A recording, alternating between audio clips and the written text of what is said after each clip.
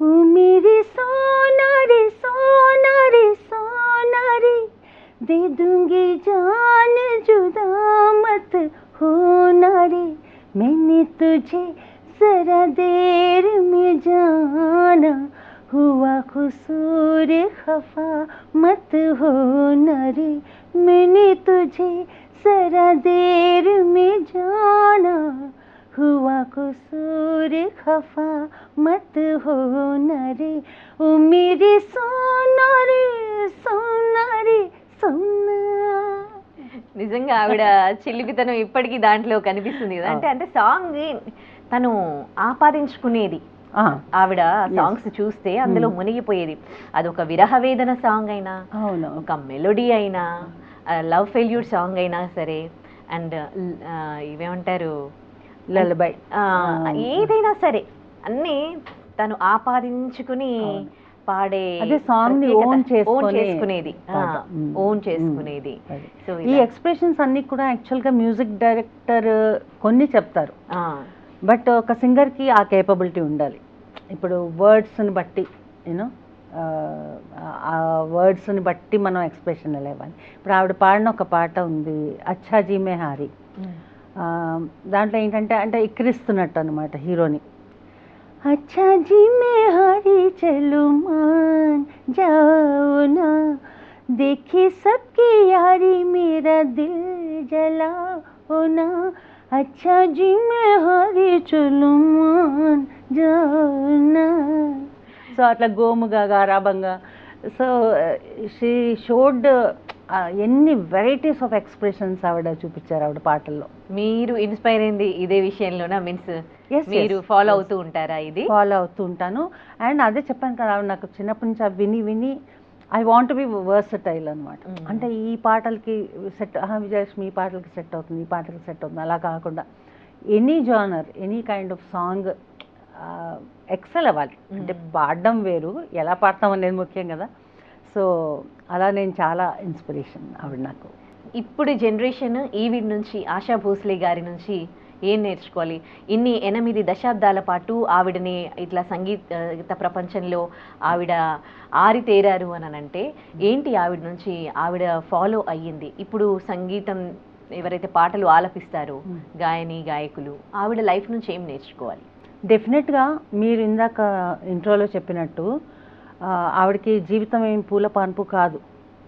So చిన్నప్పటి నుంచి ఆవిడ కుటుంబ పరంగా, ఆర్థిక పరంగా వాళ్ళు పాడి సంపాదించి అంత పెద్ద కుటుంబాన్ని పోషించవలసి వచ్చింది. అది కాకుండా ఇందాక నేను చెప్పినట్టు ఆవిడకి స్టార్టింగ్లో ఎవరు ఇంపార్టెన్స్ ఇవ్వలేదు. సో చాలా తక్కువ పాటలు, చాలా నెగటివ్ షేడ్స్ ఉన్న పాటలు అటువంటివే ఇచ్చారు. కానీ ఒక వ్యాంప్ క్యారెక్టర్కి, ఒక నెగటివ్ క్యారెక్టర్కి అటువంటి పాటలు ఇచ్చారు. కానీ ఆవిడని మెయిన్ స్ట్రీమ్ హీరోయిన్ వాయిస్ లాగా ట్రీట్ చేయలేదు.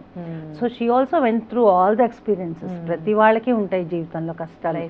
సో దాన్ని అధిగమించి, so luckily she found someone like OP Nayar who could tap her talent. ఆ టాలెంట్ని బయటకు తీసే ఆవిడకి వేరియస్ సాంగ్స్, ఆవిడ పాడిన ఈ సాంగ్ ఉంటుంది ప్రాణ్ జాయ్ పర్వచన్న జాయ్, beautiful song. So very slow song అనమాట. చైన్ సే హమ్కో కభీ ఆప్నే జీనే నా దియా, ज़हर भी चाह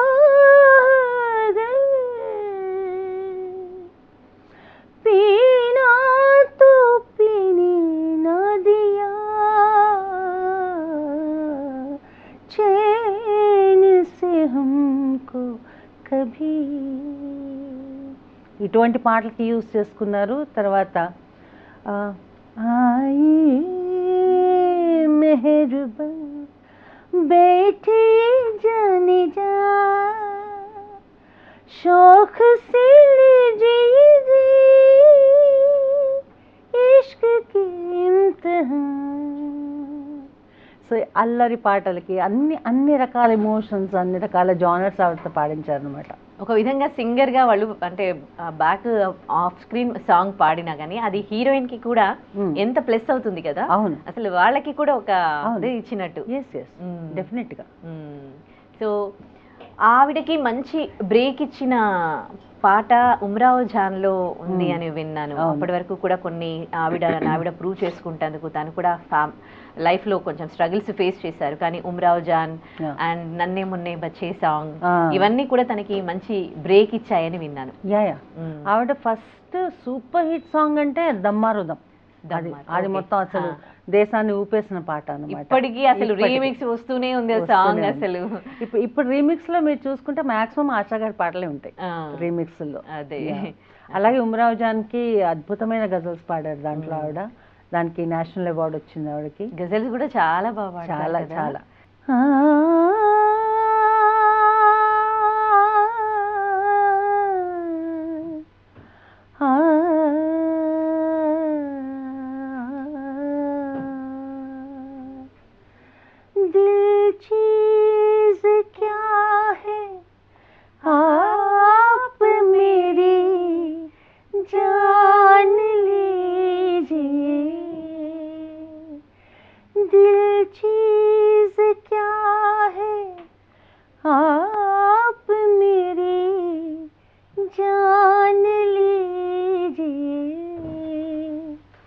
बस एक बार मेरा कहा, बस एक बार मेरा कहा मान लीजिए,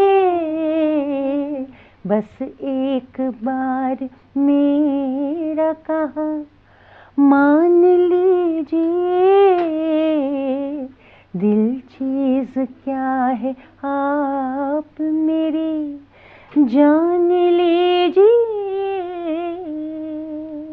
అసలు ఆ పాటలు తలుచుకుంటేనే ఎంత బాధ అవుతుందో ఆవిడ లేరు అని అసలు తట్టుకోలేకపోతూ ఉన్నాము.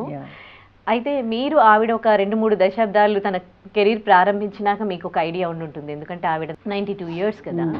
సో ఆ టైంలో అంటే సింగర్స్ మధ్యలో కాంపిటీషన్ అనేది ఎలా ఉండింది? మీరు అప్పుడు మీకు ఊహ తెలిసినప్పటికీ ఆవిడ ప్రస్థానం అనేది ఎలా సాగింది? అది మీకేమన్నా ఐడియా ఉందా? యాక్చువల్గా అంటే అందరికీ తెలిసిన విషయమే, లతా గారికి ఆశా గారికి ఎప్పుడు అంత పడదు అనేసి. సో ఒకే బిల్డింగ్లో ఆపోజిట్ ఫ్లాట్స్లోనే ఉంటారు వాళ్ళు.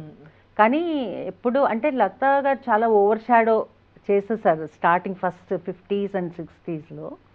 సో ఎప్పుడైతే 70sలో ఈ పియాతు అబ్తో ఆజా, మళ్ళీ దమ్మారుదం ఈ సాంగ్స్ అన్నీ వచ్చాయో అప్పుడు ఆశా లైమ్ లైట్లోకి వచ్చారనమాట. సో ఎప్పుడు వాళ్ళది ఒక లవ్ అండ్ హేట్ రిలేషన్షిప్ లాగానే ఉండింది లాస్ట్ వరకు అనమాట. సో సిబ్లింగ్స్ అయినా కూడా ఒక సింగర్స్గా ఒక కాంపిటీషన్ అయితే ఉంటుంది. సో ఇక్కడ విచిత్రమైన విషయం ఏంటంటే, ఒకటి నేను 2 నేషనల్ రియాలిటీ షోస్లో పార్టిసిపేట్ చేశాను. ఒకటి గెలిచాను, ఒకటి రన్నర్ అప్. జీ సారేగామలో నేను రన్నర్ అప్గా ఉన్నాను. సో అందులో అంటే జనరల్గా నేను ఆశా సాంగ్స్ ప్రిఫర్ చేస్తాను అనమాట పాడడానికి. అందులో నాకు నేను రన్నర్ అప్గా నిలిచింది ఆ సాంగ్ కూడా ఆశా గారిదే. రెండో రియాలిటీ షో లతా గారి షో, అంటే ఆవిడ ఓన్ షో అది. యశ్ చోప్రా ప్రొడక్షన్స్ వాళ్ళు చేశారు. ఆవిడ own show. Yash Chopra, Mrs Pam Chopra, ఆవిడ she was the director of the show. So ఎప్పుడైతే ఆడిషన్స్ అయ్యాయో స్టార్టింగ్ అనమాట, జస్ట్ అందరినీ ఆడిషన్స్ పెట్టినప్పుడు నేను ఆశా పాట పాడా. ఆవిడ అసలు ఫ్లాట్ అయిపోయారు. వచ్చేసి ఇంకా అసలు ఆ మొత్తం ప్రోగ్రాంలో నన్ను అసలు వేరే పాట పాడనీయలేదు ఆవిడే. నేను ఏవి చూస్ చేసుకున్నా కూడా no no no I think you should sing Asha అని టోటల్గా నన్ను ఆ మొత్తం సిరీస్లో, నా టోటల్ కాంపిటీషన్లో నేను ఓన్లీ ఆశా పాటలు పాడాను. అండ్ ఫైనల్ గెలిచాను. అండ్ ఫైనల్ గెలిచాక లతా గారు ఎదురుకుండా ఉన్నారు. సో మన గురించి ఒక చిన్న ఏవి వేస్తారనమాట, ఎలా మన కాంపిటీషన్లో ముందుకు వచ్చాము, ఏమేమి పాడాము అట్లా. అలా చూస్తే అన్నీ ఒక్కొక్కటి ఆశా సాంగ్స్ వస్తూనే ఉన్నాయి. సో అన్ను కపూర్ అనమాట, హీ వాజ్ ద హోస్ట్. అని అడిగారు, అరే आप पूरे आशा जी के गाने गा रहे, आप उनके फ़ैन हैं? అంటే हाँ मैं फ़ैन हूँ. సో నేను ఫ్యాను అన్నాను. అన్నాక నాకు భయం వేస్తుంది. అమ్మో, లతా గారి షోలో ఆవిడ ముందు నేను ఆశా ఫ్యాన్ అని చెప్పొచ్చాను. No, but that was okay. అంటే చెప్తున్నాను అనమాట, అదొక విచిత్రమైన ఇన్సిడెంట్ అనమాట.